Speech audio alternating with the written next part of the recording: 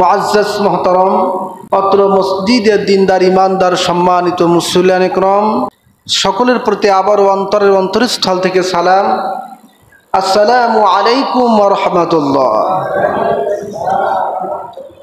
আমরা সর্বপ্রথম সেই আল্লাহ সুবহানাহু ওয়া তাআলার দরবারে অসংখ্য শুকরিয়া আদায় করি যে মহান রব্বুল আলামিন আমাদেরকে পবিত্র মাহে রবিউল আউয়াল মাসে জুমার নামাজ আদায়ের জন্য আল্লাহর ঘর মসজিদে সকলের আগে ভাগে এসে বসার তৌফিক দান করেছেন। এজন্য খুশি হয়ে এক বাক্যে সকলেই বলি আলহামদুলিল্লাহ। আবারও বলি আলহামদুলিল্লাহ। লক্ষ কোটি দরুদ ও সালাম প্রেরণ করছি আমাদের সেই প্রাণপ্রিয় আখিরি নবীজির শানে, যে নবী যে রাসূল আমাদের জন্য পরকালে শাফাআত করবেন, সেই মহান নবীর প্রতি প্রাণ ভরা দরুদ ও সালাম বলছি সাল্লাল্লাহু আলাইহি ওয়াসাল্লাম।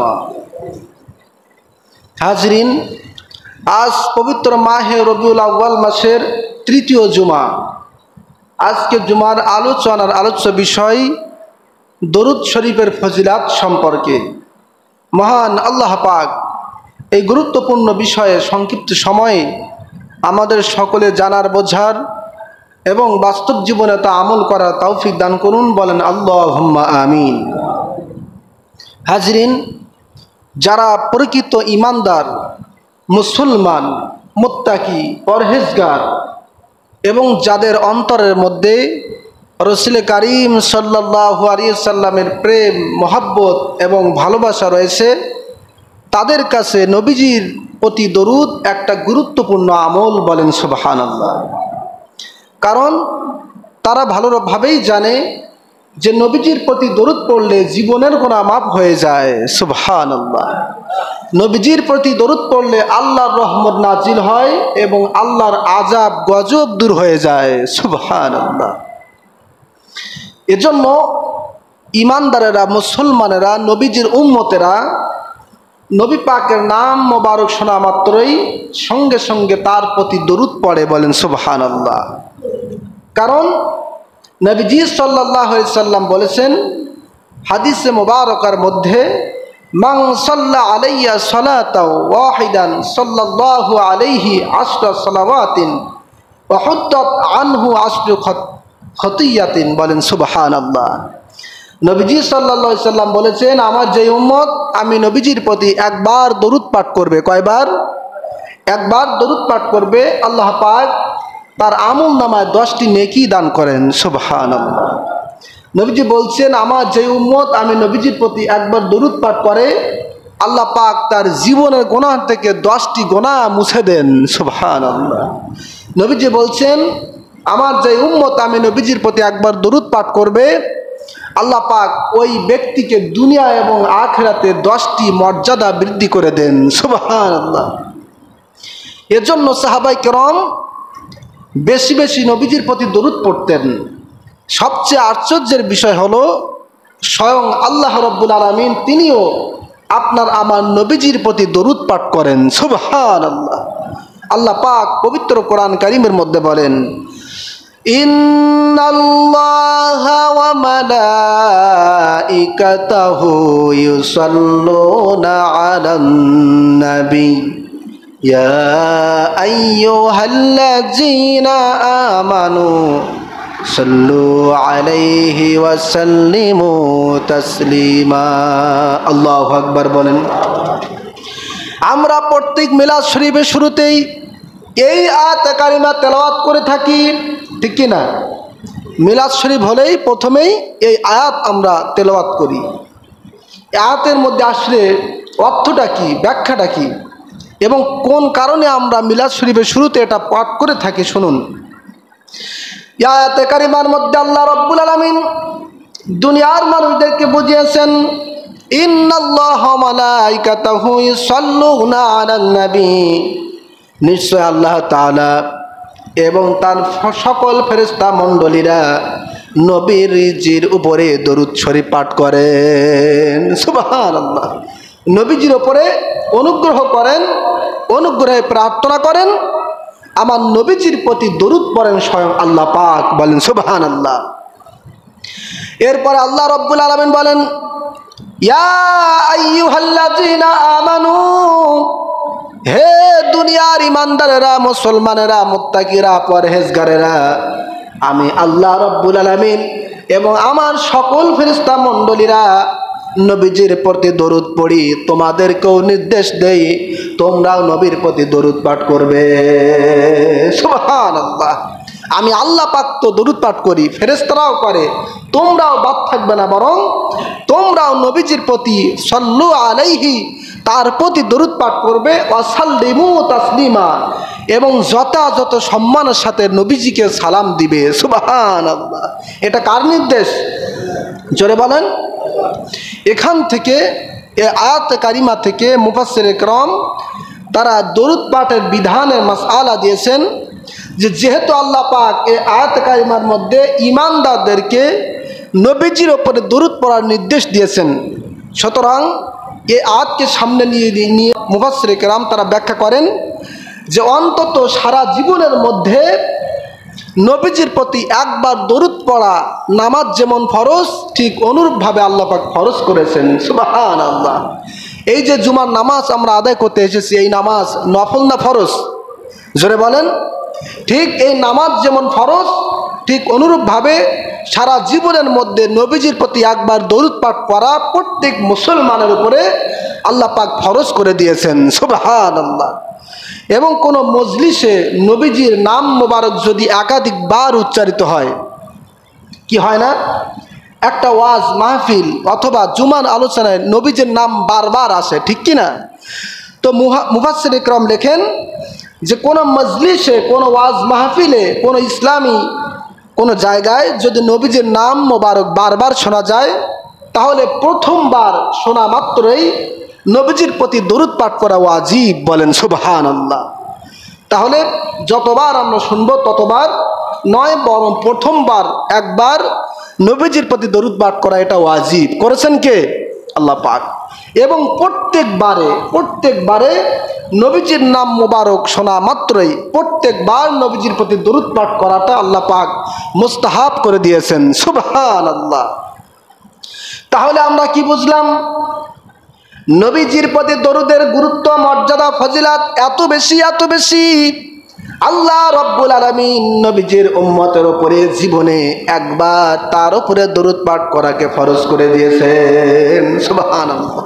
এবং কোন মজলিসে যদি নবী পাকের নাম বারবার উচ্চারিত হয়, তাহলে প্রথমবার নবীজির উপরে দরুদ পাঠ করাকে আল্লাহ পাক ওয়াজিব করে দিয়েছেন। আর প্রত্যেকবার নবী পাকের নাম শোনা মাত্রই মনে মনে নবীজির প্রতি দরুদ পাঠ করাটা আল্লাহ রাব্বুল আলামিন উম্মতে মুহাম্মাদের জন্য মুস্তাহাব করে দিয়েছেন। সুবহানাল্লাহ। অর্থাৎ কোনো লস নেই, কোনো লোকসান নেই, কোনো ক্ষতি নেই, বরং প্রত্যেকবার যদি আমরা নবী পাকের নাম মোবারক শোনার সাথে সাথে দরুদ পাঠ করি, তাহলে ফরজ আদায় হয়ে যাবে, ওয়াজিব আদায় হয়ে যাবে, এবং প্রত্যেকবার মুস্তাহাবের সওয়াব আমলনামায় লেখা হবে। সুবহানাল্লাহ। এটা হচ্ছে নবী পাকের দরুদের বিধান। বলেন সুবহানাল্লাহ। সম্মানিত হাজিরিন, এটা তো গেল মজলিসের ক্ষেত্রে, কিন্তু আপনি আমি সারাক্ষণ বাড়িতে এখানে ওখানে মাঠে ঘাটে কাটাই, সেই সমস্ত ক্ষেত্রে আমরা নবীজির দরুদ কিভাবে আদায় করব, কতটুকু পরিমাণ সময় আদায় করব, এই ব্যাপারে হাদিসের মধ্যে সুস্পষ্ট বর্ণনা দেওয়া হয়েছে। সুবহানাল্লাহ।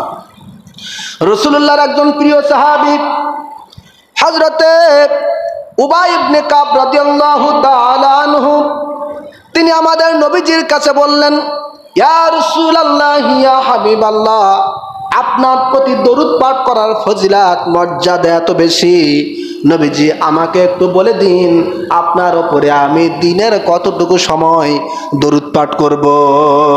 সুবহানাল্লাহ। দরুদের মর্যাদা তো অনেক বেশি, ফজিলাত তো অনেক বেশি, তো আমি কতটুকু সময় পরিমাণ আপনার প্রতি দরুদ পাঠ করব একটু যদি বলতেন। বলেন সুবহানাল্লাহ। আল্লাহর হাবিব বললেন, রে সাহাবী, আমি নবীজির প্রতি তুমি যত বেশি সময় ধরে দরুদ পাঠ করবে, ততই আল্লাহ পাক তোমাকে মর্যাদা দান করবেন। সুবহানাল্লাহ। কোনো সময় নাই, বরং যত বেশি করবে ততই মর্যাদা মণ্ডিত হয়ে যাবে। সুবহানাল্লাহ। সাহাবী খুশি হয়ে গেলেন। যাওয়ার পরে বললেন, ইয়া রাসূলুল্লাহ, ইয়া হাবিবাল্লাহ, নবীজি, তাহলে পুরা দিনের অর্ধেক সময় আমি সাহাবী আপনার উপরে দরুদ পাঠ করব। সুবহানাল্লাহ। সকাল থেকে সন্ধ্যা এই পুরা সময়ের অর্ধেক সময় আমি সাহাবী আপনার উপরে দরুদ পাঠ করব। সুবহানাল্লাহ। নবীজি বললেন, উবাই ইবনে কাব, তুমি যত বেশি দরুদ পাঠ করবে ততই মর্যাদা তুমি পেয়ে যাবে, ততই তোমার কল্যাণ আল্লাহ পাক বাড়িয়ে দিবেন, বরকত বাড়িয়ে দিবেন। সাহাবী আনন্দিত হয়ে বললেন, ইয়া রাসূলুল্লাহ, ইয়া হাবিবাল্লাহ, তাহলে দিনের অর্ধেক সময় নাই, বরং পুরা দিনটা আমি সাহাবী আপনার উপরে দরুদ পাঠ করব। সুবহানাল্লাহ।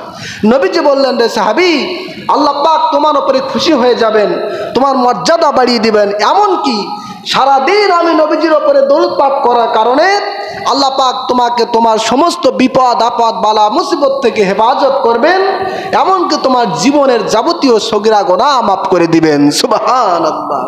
এটাই হচ্ছে আমাদের নবীজির দরুদ। বলেন সুবহানাল্লাহ। সম্মানিত হাজিরিন, এজন্য সাহাবায়ে কেরাম সব সময় বেশি বেশি আমাদের নবীজির উপরে দরুদ পাঠ করতেন, সালাম পাঠ করতেন। তার কারণ নবীজি বলেছেন, আউলান নাসি বি ইয়াউমাল কিয়ামাতি আকসারুহুম আলাইয়া সালাত, আমার যেই উম্মত আমি নবীজির প্রতি বেশি বেশি করে দরুদ পাঠ করবে, কিয়ামতের ময়দানে ওই উম্মত আমি নবীজির সবচেয়ে কাছাকাছি অবস্থান করবে। সুবহানাল্লাহ। আমি নবীকে ধরা লাগবে না, খোঁজ করা লাগবে না, বরং দুনিয়াতে যদি দরুদের আমল থাকে তাহলে কিয়ামতের ময়দানে ওই উম্মত আমি নবীজির সবচেয়ে কাছাকাছি অবস্থান করবে। বলেন সুবহানাল্লাহ। এই দরুদের এত পাওয়ার, এত শক্তি, চিল্লায় বলেন সুবহানাল্লাহ। সম্মানিত হাজিরিন, এই পৃথিবীর ইতিহাসে একজন বিশ্ববিখ্যাত আলেম ছিলেন, যার নাম হচ্ছে হযরত মুহাম্মদ ইবনে সুলাইমান জাজুলি রহমাতুল্লাহ। বলেন সুবহানাল্লাহ। এই মুহাম্মদ ইবনে সুলাইমান জাজুলি রহমাতুল্লাহ, তিনি এত বড় মাপের একজন আলেম ছিলেন যে তার মৃত্যু সময়টা এত সুন্দর হয়েছিল, কিতাবের মধ্যে লেখা হয়েছে, তিনি যখন ফজরের নামাজ আদায় করতেছেন, ফজরের নামাজ আদায় করতে যে প্রথম রাকাতের দ্বিতীয় সেজদার মধ্যে তার ইন্তেকাল হয়েছিল। সুবহানাল্লাহ। কত ভাগ্য, কত সৌভাগ্যবান আলেম ছিলেন, কত উচ্চ মাপের আলেম তিনি ছিলেন। বলেন সুবহানাল্লাহ। শুধু তাই নয়, এই সুলাইমান জাজুলি রহমাতুল্লাহি আলাইহি তিনি যখন ইন্তেকাল করলেন, তার ইন্তেকালের ৭৭ বছর পরে ওই সময় মরক্কোর বাদশাহ কোনো এক কারণে তার লাশটা স্থানান্তর করার চিন্তা করলেন, লাশটা উঠিয়ে অন্য কোনো জায়গায় দেওয়ার ইচ্ছা করলেন, চিন্তা ভাবনা করলেন। পরবর্তীতে তার বাহিনী নিয়ে যখন মরক্কোর বাদশাহ ওই সুলাইমান জাজুলির লাশ মোবারক যখন ওঠানোর চেষ্টা করলেন, কবর খুলে দেখলেন কবরের মধ্যে ৭৭ বছর আগে যেমনভাবে লাশটা রাখা ছিল, আজকে ৭৭ বছর পরেও তার লাশটা কবরের মধ্যে সেইভাবে রয়েছে। সুবহানাল্লাহ। কত বড় মাপের একজন আলেম। বলেন সুবহানাল্লাহ। মানুষ মারা গেলে স্বাভাবিকভাবে এই দেহ থাকে না, ঠিক কি না? পোড়া পোকা মাকড় এমনকি সব কিছু তছনছ হয়ে যায়, শেষ হয়ে যায়, মাটির সাথে মিশে যায়। কিন্তু আল্লাহ পাকে কিছু খাস বান্দা রয়েছে যাদের দেহ মাটি ভক্ষণ করতে পারে না। সুবহানাল্লাহ। এই পাওয়ার দিয়েছেন কে? জোরে বলেন। তাহলে তার এই ৭৭ বছর পরে তার দেহটা মাটির সাথে পচে যায় নাই, গলে যায় নাই, নষ্ট হয় নাই, অক্ষত অবস্থায় রয়েছে। হাজার হাজার মানুষ একত্রিত হয়ে গেছে যে আজকে কি দৃশ্য আমরা দেখব। যেহেতু কাফনের ভিতরে লাশ অক্ষত বোঝা যাচ্ছে, কাপড়টা খুললে আরও অনেক কিছু দৃশ্য দেখা যাবে, ঠিক কি না? সবাই হাজার হাজার মানুষ অপেক্ষায় রয়েছেন, দেখবেন যে আসলে কি অবস্থা হয়। ওই মরক্কোর ওই সময় বাদশার নির্দেশে তখন সুলাইমান জাজুলির যেখানে মুখ, ওই মুখের কাপড়টা, কাফনের কাপড়টা সরানোর পরে দেখলেন যে পূর্ণিমার রাতে চাঁদ যেমন ঝলমল করে, ঠিক অনুরূপভাবে হযরত সুলাইমান জাজুলির চেহারাটাও অনুরূপভাবে ঝলমল করতেছে। সুবহানাল্লাহ। এত বড় মাপের আলেম। সুবহানাল্লাহ বলেন। শুধু তাই নয়, হাজার হাজার মানুষ তখন লক্ষ্য করে দেখলেন যে তার যে মাথার চুল, মুখের দাড়িগুলো ঠিক যেভাবেই ছিল ৭৭ বছর পরে ঠিক সেইভাবে চকচক করতেছে। সুবহানাল্লাহ। একটা চুল পর্যন্ত নষ্ট হয় নাই, খসে যায় নাই। বলেন সুবহানাল্লাহ। একটু বলেন তো, মৃত্যুর ৭৭ বছর পরে যার অবস্থা এমন হয়, শরীরটা অক্ষত থাকে এবং মাথার চুলও পর্যন্ত খসে যায় নাই, চেহারা থেকে নূর আলো চমকাতে থাকে, সেই ব্যক্তি কি কোনো ছোট আলেম হতে পারে? জোরে বলেন। নিঃসন্দেহে বড় মাপের আলেম, ঠিক কি না? সেই ব্যক্তি কোনো ছোট ওলি হতে পারে? নিঃসন্দেহে আল্লাহর একজন বড় মাহবুব বান্দা, ঠিক কি না? সেই হযরত সুলাইমান জাজুলি রহমাতুল্লাহ আলাইহি তিনি একটা বিশ্ববিখ্যাত কিতাব লিখেছিলেন, দালাইলুল খায়রাত। এই কিতাবের মুকদ্দমায় শুরুতে তিনি তার জীবনী লিখতে যে বর্ণনা করেন যে আমি সুলাইমান জাজুলি এক সময় মরক্কোর ফাস নামক একটি শহরে দ্বীনের দাওয়াত দেওয়ার জন্য বাহির হয়েছিলাম। সুবহানাল্লাহ। দ্বীন ইসলামের দাওয়াতের জন্য বাহির হয়েছিলাম। যেমনিভাবে আমাদের দেশেও বিভিন্ন আলেম ওলামা স্থান ত্যাগ করে নিজের জায়গা থেকে আরেক জায়গা যে, নিজের জেলা থেকে আরেক জেলায় যে ইসলামের দাওয়াত দেয়, ঠিক কিনা? আল্লাহর ওলিরা ভারত থেকে বাংলাদেশে আসে, আবার বাংলাদেশ থেকে ভারতে যায়, এভাবে করে সারা দেশের মধ্যে আল্লাহর ওলিরা এবং আলেম ওলামারা ইসলাম প্রচার করে, ঠিক কিনা?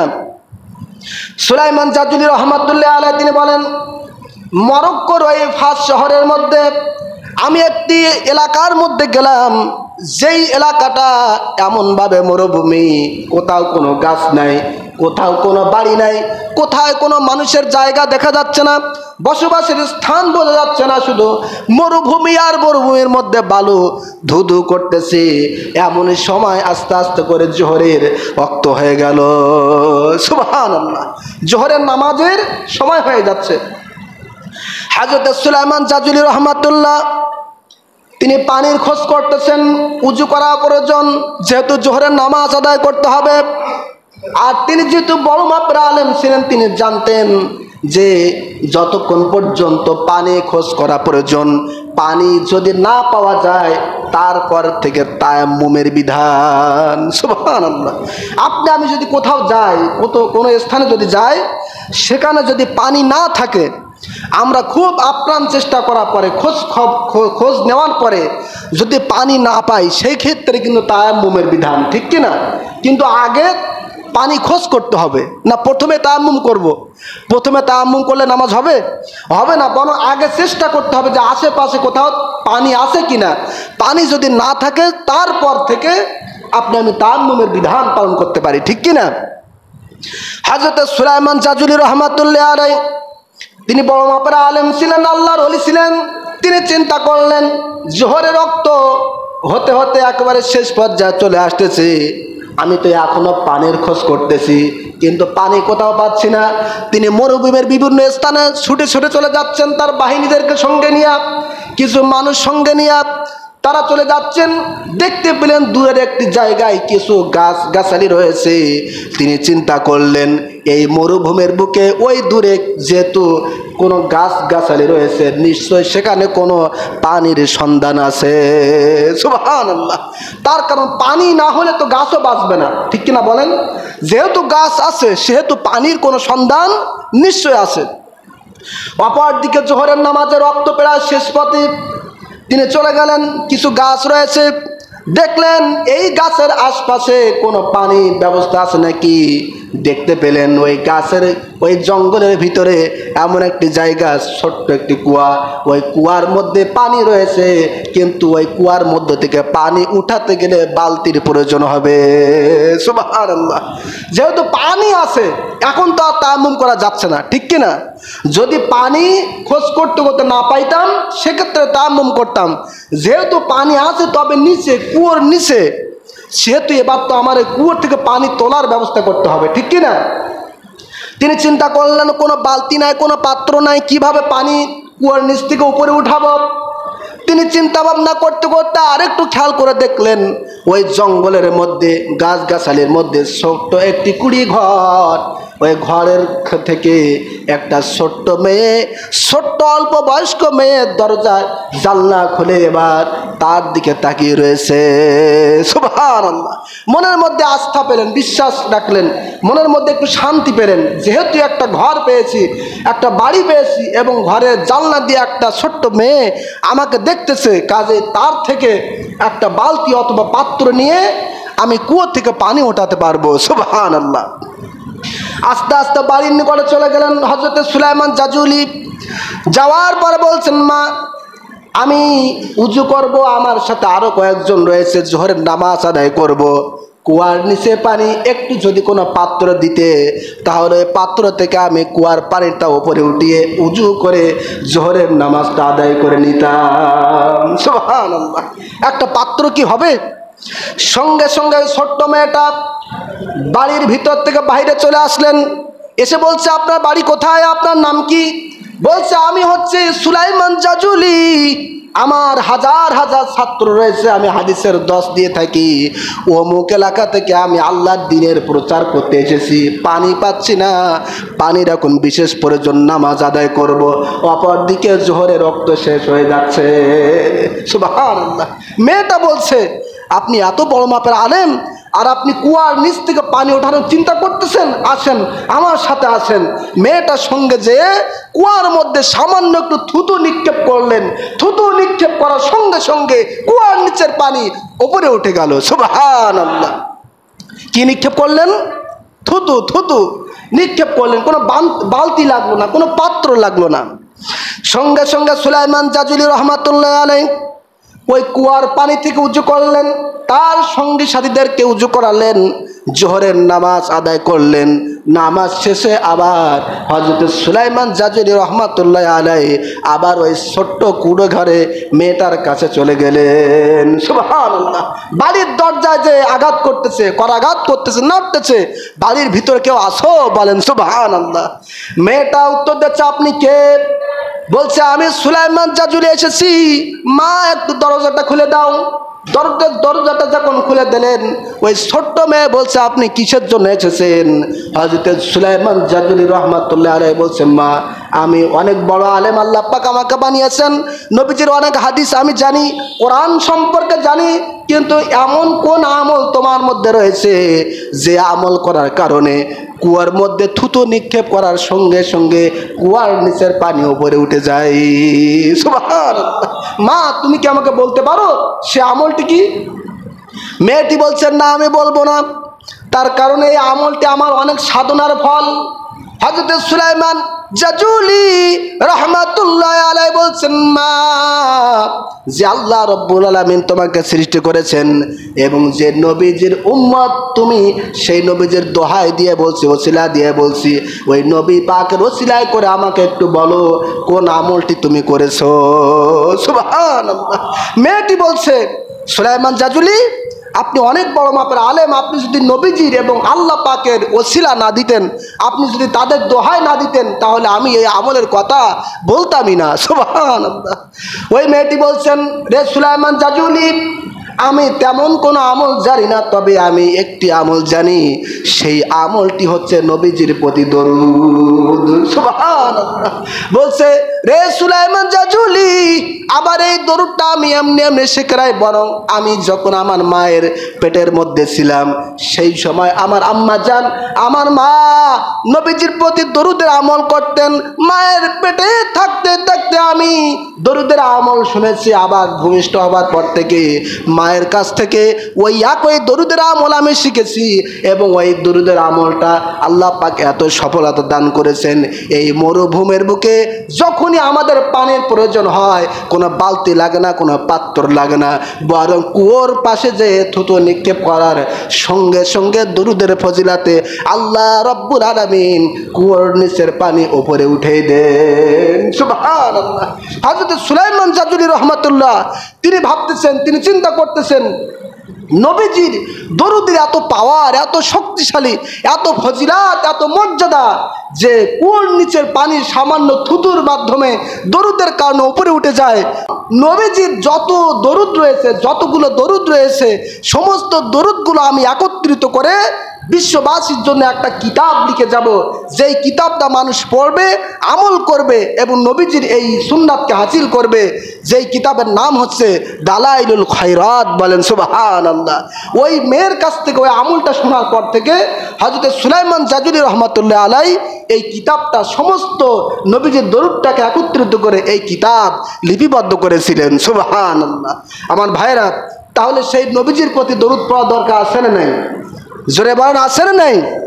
অবশ্যই রয়েছে। রাসূল পাক সাল্লাল্লাহু আলাইহি সাল্লাম বলেছেন, মান সাল্লা আলাইয়া সালাতান সাল্লাল্লাহু আলাইহি বিহা আসরা ওয়া কাতাবা লাহু আসরা হাসানাতিন।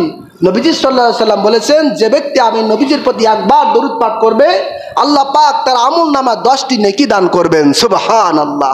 এবং তাকে 10টি পদ মর্যাদা বৃদ্ধি করে দিবেন। বলেন সুবহানাল্লাহ।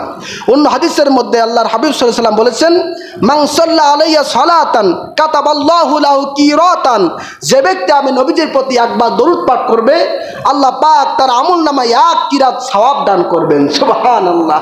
1 কিরাত কত? নবীজি বলছেন মিসলু উহুদিন, উহুদ পরিমাণ তার আমল নামে আল্লাহ পাক সওয়াব দান করে দিবেন। সুবহানাল্লাহ। শুধু তাই না, নবীজি সাল্লাল্লাহু আলাইহি সাল্লাম বলেছেন, মান সাল্লা আলাইয়া হিনা ইসবিহু আসরান ওয়া হিনা ইমসু আসরান আদরাকতুহু শাফাআতি ইয়াউমাল কিয়ামা।